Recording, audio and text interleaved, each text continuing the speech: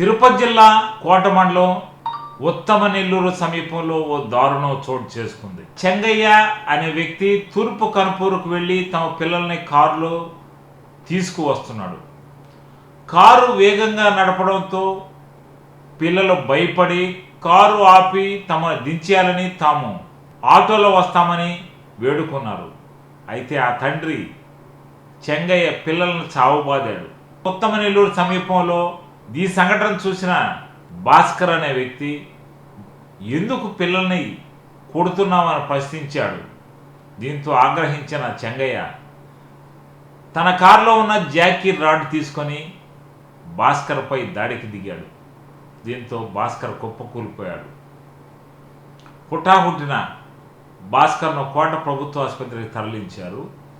ప్రథమ చికిత్స చేయించారు. ఎస్ఐ పవన్ కుమార్ కేసు నమోదు చేసి దర్యాప్తు ప్రారంభించారు.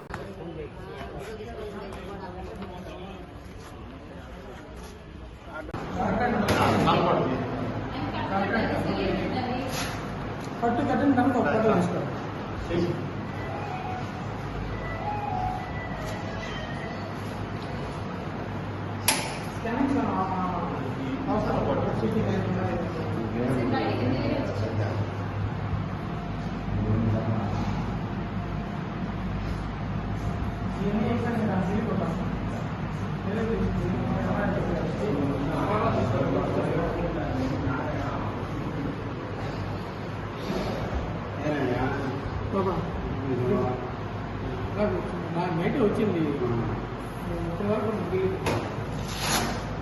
స్పీడ్ తీసుకుంటాను.